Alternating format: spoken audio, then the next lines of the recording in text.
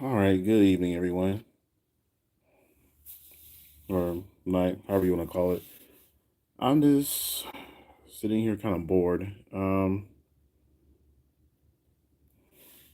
was going to do like an official live like I normally do, but I don't know, it's Friday night. Didn't feel like being at my computer, especially since I worked all day. And I just want to get on here and voice my opinions about a few things. I'm just kind of curious. How do the general public feel about the California wildfires? Right? Now, there was a news story that broke that I believe, if I remember correctly, that State Farm has canceled 70,000 policies months before the wildfires happened. And I'm just kind of curious what their justification was to cancel the policies. I didn't see anything about that as of yet. And also, do you feel sorry for the people that actually lost their homes? Because I was looking at the map of the people that lost their homes. These homes were in the upper, 9, 5, $10 million plus. And you would imagine a lot of these people have the means to, if they don't already have another home, could purchase another home or rent another home very quickly. And the only thing I can say is if that was their main home, I would imagine they probably lost a lot of family stuff, like family heirlooms and pictures and memories, because not everything is backed up to a cloud or digitally. A lot of the stuff, you know how it is back in the day. Whenever you had a photo album that your grandmother may have gave you, there's normally some type of writing on the back of it that may hold more memory to a particular picture because you have the signature of the person who may not be here anymore on that picture. So in that aspect of it, I can kind of feel sorry for her in that sense. But whenever I saw that, I think it was Mandy Moore was sharing a GoFundMe page when these people are worth more than I made in my lifetime. It's kind of, I don't know. Sometimes it's kind of hard feeling empathy for those people at times, especially the people who got impacted by the hurricanes are literally still homeless, and it makes you. I don't know. I don't know. So, how do y'all feel about the wildfires that happened? Do you feel sorry for the people in California? And when I mean the people in California, the rich people in particular. Again, the GoFundMe doesn't seem necessary for them. And also, if you're watching, go ahead and like it. It doesn't hurt you to like something. But yeah, and then the State Farm thing, that's the thing that kind of got me thrown off. Why they cancel all those policies right before? I'm not trying to be a conspiracy theorist type person, but we all know the hurricanes when that happened. Um, a big part of it that they're saying that it happened to that area so badly and lack of response because of the lithium in the ground, right? However, what's the value of California? Because California, in general, this doesn't seem like a good place. You have mudslides, ugly beaches, overpriced, crime, a large homeless population, and all the earthquakes to the point that they're saying that California would eventually just separate from the rest of the United States, like literally separate. So I'm just curious, why? What's the value of California? And that's the thing I don't get, you know. And that's all. I'm just kind of curious about how y'all feel about that. And then I was looking at the whole entire TikTok ban thing, and I seen people kind of freak out. And the one thing I really do like about TikTok that you get to see stuff that's not on the news, and it's sort of completely unbiased opinion. It's not really controlled in a sense.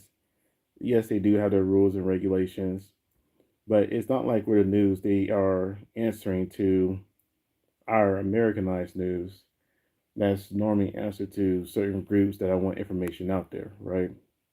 Compared to TikTok, it's for the most part a free market, and it made plenty of millionaires.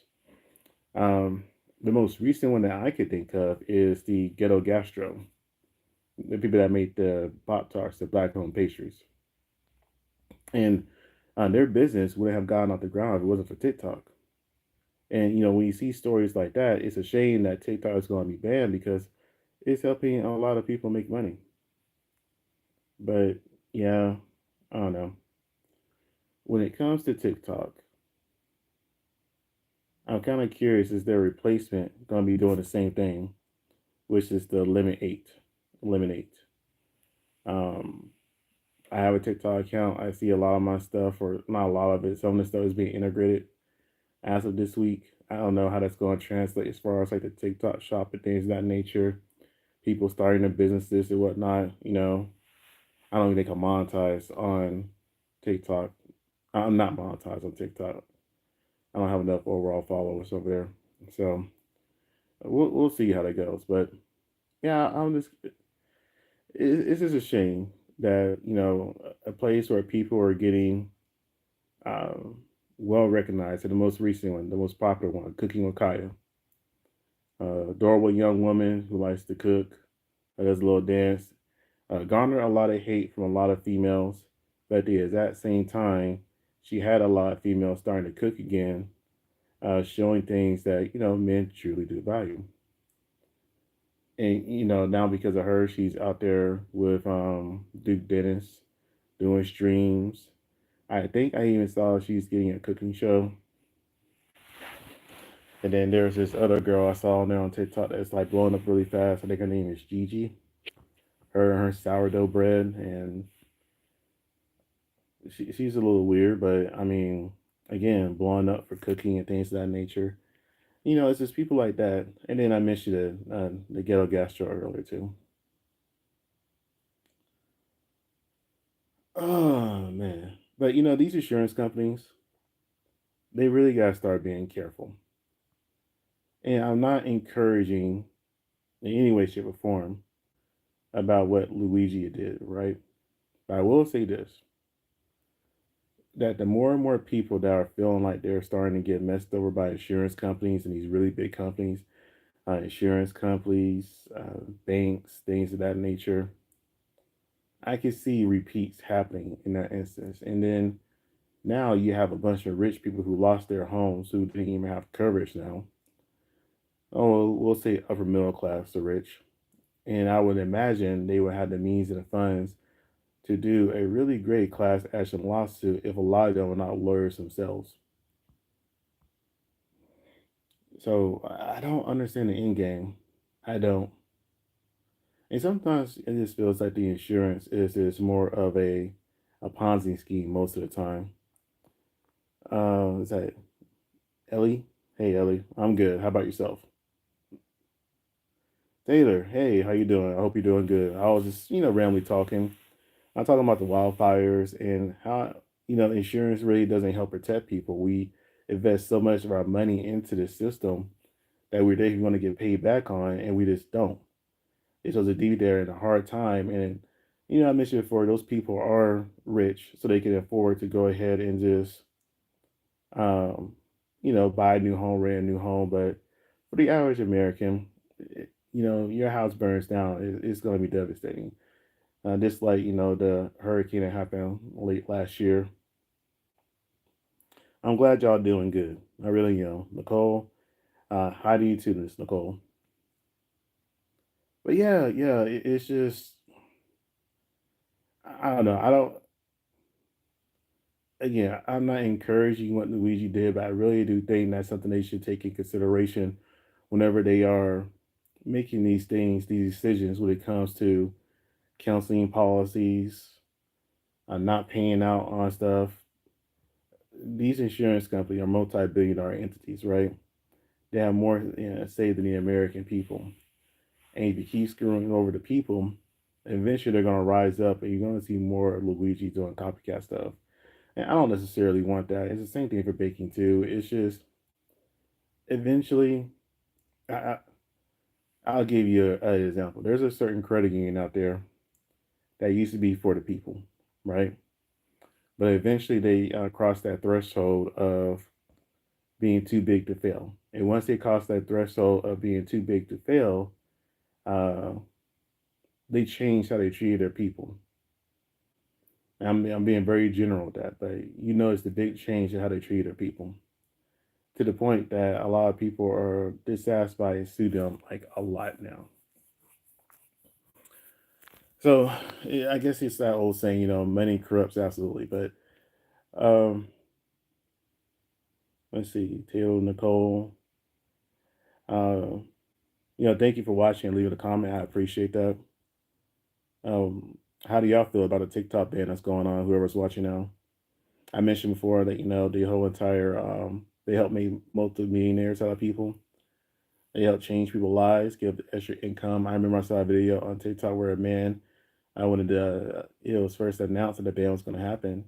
He was really upset because he was like, I made an extra 13,000 in the last 2 months off of TikTok, and now they want to ban it. And he wasn't rich, but extra 13,000. That's a good enough to clear a lot of debt, like a lot of debt. I mean, that's a good chunk of people's credit card debt right there. And that can change your credit score and help you get a house and a car and put you in a much better situation overall. So, having that taken away it just sucks. I understand they said they're banning because they feel it's a threat to national security. But let's just be real here. They just couldn't control the narrative for TikTok, and that's why it really got taken away. But the more you hurt the American people, the more they're gonna sit here and um, go against you. And nobody wants that. Nobody wants that.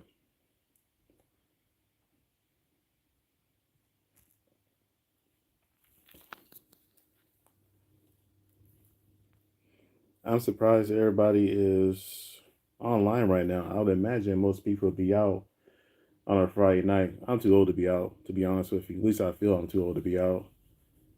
I'm too old. I'm too cold, and I don't want to be bothered with none of that. Now I'm down in Florida. Why would I want to be out in the cold? I live in Florida not to be cold, and it's in the. I don't know what it is right now, but this week it got down for like the 20s or something, and that's just some of the most craziest stuff ever. I'm just like, nah, I'm good. I try not to leave my house if I don't have to.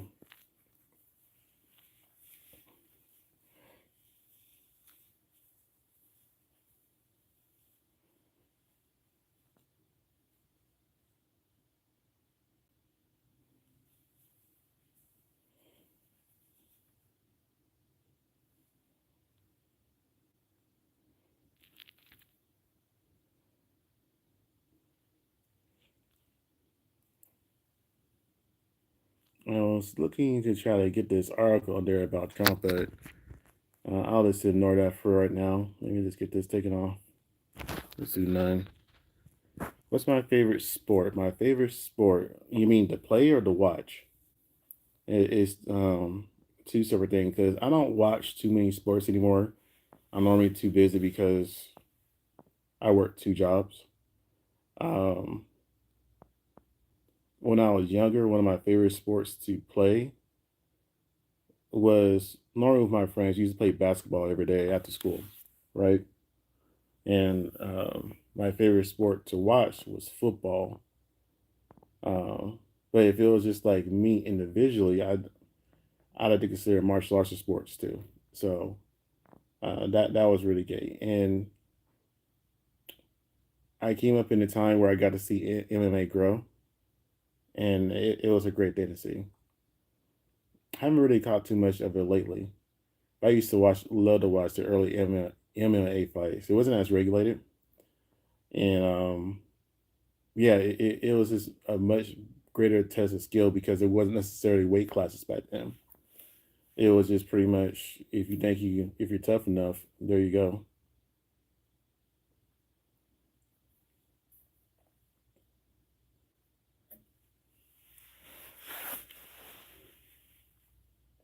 What about yourself, Nicole? What's your favorite sport?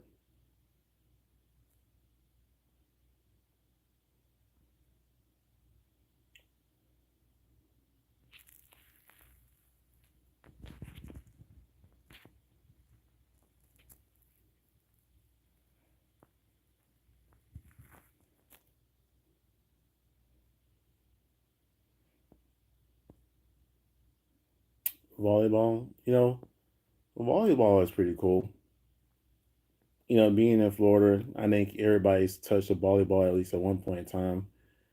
You'll see nets at the beach, just probably after school. I just didn't like volleyball in the school area just for the fact if you dive, you're gonna dive and bust your knee if you do it wrong. I mean, of course, I know they have knee pads and stuff, but I'm just saying if you're just like playing this for activity, you're not thinking. But at the beach, that's really fun.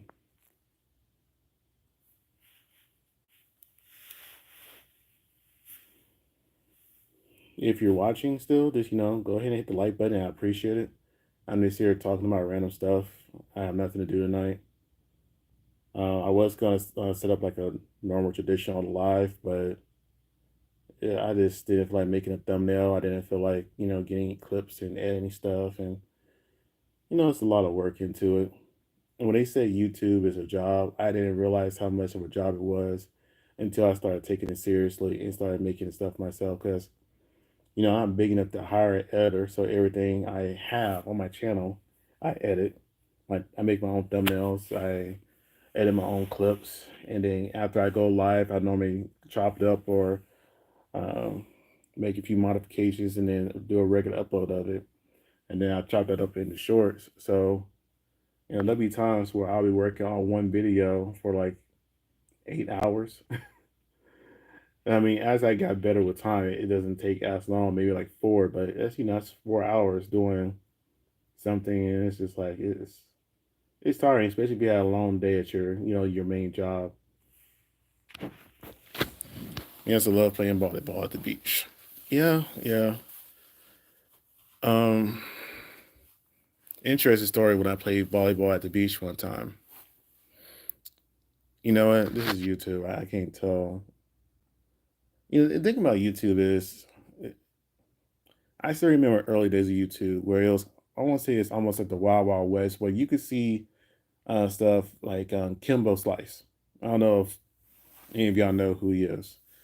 He got big off of YouTube because of pretty much bare knuckle boxing in the backyard. So you got to see a lot of, um, yeah, I got to be careful the words I say with like the red stuff coming out the face and stuff, and things of that nature. And he wasn't necessarily as censored when it came to words you could say out of your mouth too.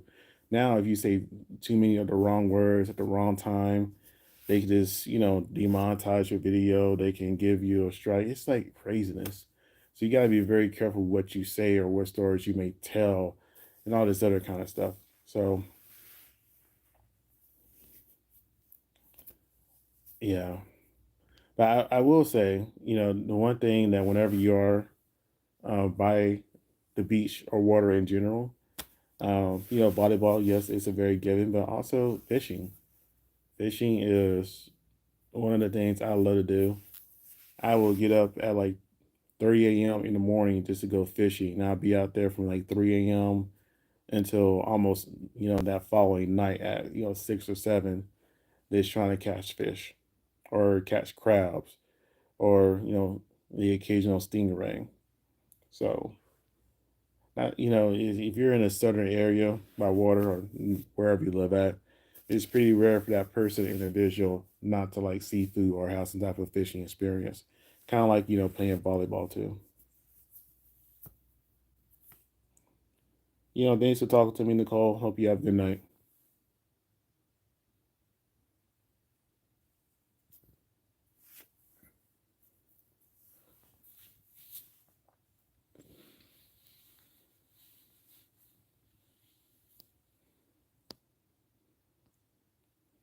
I got a few more people in here. Just go ahead and like it. I appreciate it if you did.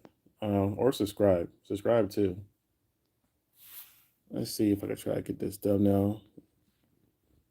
Center it like how I want it to. I don't want to.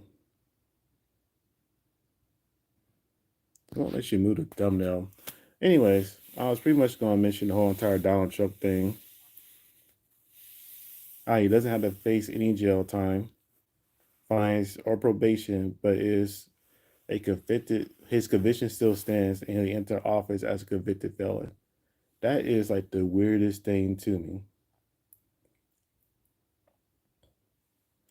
I never heard of a unconditional discharge until this moment. Granted, I'm not in the law, I'm not a lawyer, but whenever I saw this, I was like, okay, there's nothing wrong with. I really don't care. But I will say this: if you're able to be the president of the United States as a felon, I really think that that should reevaluate all other jobs too. So I don't know, banking, medical field, um, contractors, all that kind of stuff. Anywhere that asks if you're a felon, I think that should just be this taken off. That should be taken off. I don't think there should be a such thing as if you're a felon. I mean, if you're a felon, right, and you served your time. If you're a felon and you served your time, and you made something of your time, or even after when you got out, changed your life around, got your degree, helped the community, did something more productive instead of what got you originally in there. Now, I don't think the felon question should be an issue. Now, I do think is, are you a repeat felon, right? So let's say, and I like the sound of your voice. I appreciate that. Thank you. So, for example, let's say if rob a drugstore, right? You go spend some time in prison. I don't know, let's say 5 years. You get out, and then 6 months later, things are not going how you want to. You rob another drugstore. You get another 5 years. You get out then yes, I think something like that should be held against you. However, if you was young and you robbed a drugstore, you did something dumb, and you learned your lesson and you changed for the better, and you're doing the best you can, then I don't think that should be held against you. The only thing that really should be held against people, in my opinion, is people who do repeat things, repeat actions. So if you're, yeah, and there's many things that Trump has been done wrong, and people don't like Trump for. He's not. He doesn't have a history of a convicted felon. Now he has been seen around questionable people. That is that's just what it is. He's been around a lot of questionable people. Uh, the main one, the Jay Epstein person. I don't want to say his name because again, that I don't think his name is YouTube friendly. But if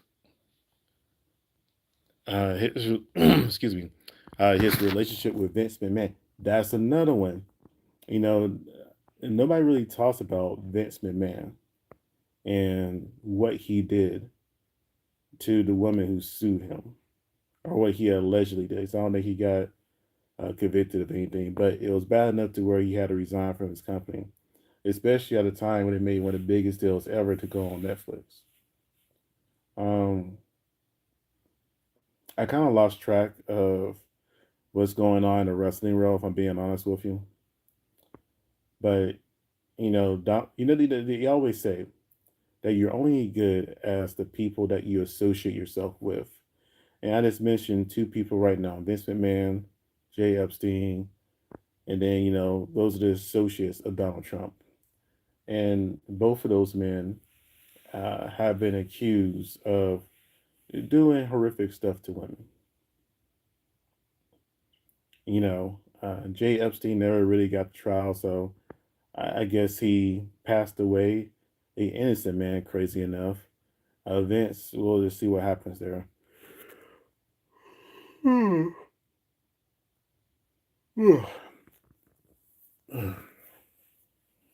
Yeah, we'll see what happens there.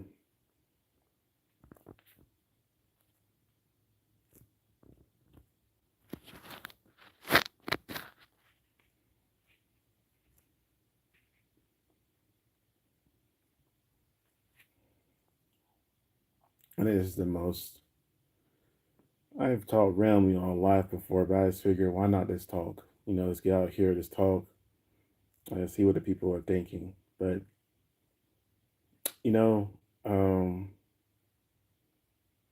the one thing I heard, I didn't watch the first ever Raw on what you call it, Netflix. Speaking of Raw, are they gonna have is SmackDown still a thing? I'm curious, is SmackDown still a thing, or did it just have Raw now? I mean, they just have Raw. I mean, it's red, so it matches Netflix theme, right? I think their Raw is red and black. So again, like I said before, I really haven't kept up with wrestling in a very long time. But the one thing I did hear that Hulk Hogan got booed um, on the first night, and I don't understand why they bought him out there. If I'm being honest with you, Hulk Hogan was never my favorite wrestler when I was a kid. I was more into Macho Man Randy Savage and the Ultimate Warrior. Um, in fact, I used to cheer for them more than Hulk Hogan. Now, I will say this: there was a like not a documentary, but some type of movie Hulk Hogan did a very long time ago, where he was saying he was a fat, chubby kid, and he worked out and got in shape and all this other kind of stuff. It was kind of inspirational. That was kind of cool. But overall, when I was watching wrestling when I was a kid, like most people, I wasn't a fan of Hulk Hogan. I was a fan of, Macho Man Randy Savage. I was a fan of um the Ultimate Warrior. And as I got older, I was really into Stone Cold Steve Austin. I couldn't stand Triple H. I never liked Triple H. To me, he wasn't a great actor to me. He wasn't a great performer to me. And if I'm being honest with you, when it comes to Triple H, I think it was just more of him. Just he was married to the right person to have a position. If he wasn't married to Stephanie McMahon, he wouldn't be relevant today. If we're being really honest, but it's all about connections, right? It's not always what you can do; it's who you know. Or yeah, so back to the whole entire wildfire thing that I was mentioning before. I do think it's very suspicious that 70,000 policies with State Farm was canceled. 70,000. I wonder how many millions or billions that cost. I'm also kind of curious how much State Farm is worth. If I was at my computer right now, I'll probably just look it up. I'll probably just look it up, see what State Farm net worth is, or the company as a whole.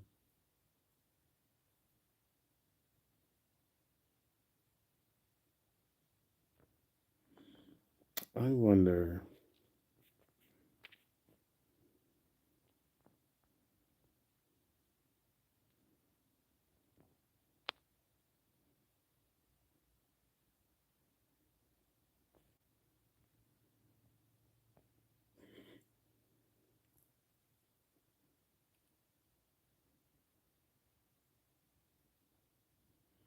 It's kind of hard to change things on here in the middle of a live. I'm still trying to figure it out. I don't go on live on my phone often. I was going through some shorts the other day, and I saw that was a feature that you could do because I came across the people that was on live, and I was like, "Oh, wait a minute, you could do that." So I just been playing around on here, seeing what the capabilities are of it. If this is like a viable option to do, if I don't feel like doing a full on real live at my computer desk with my little setup over there, which I built with time slowly and slowly and slowly.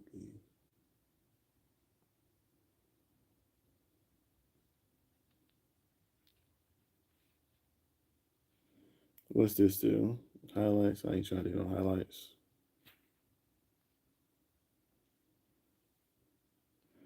I guess I can't change my thumbnail while I'm on live on my phone. I gotta close the live and reopen it.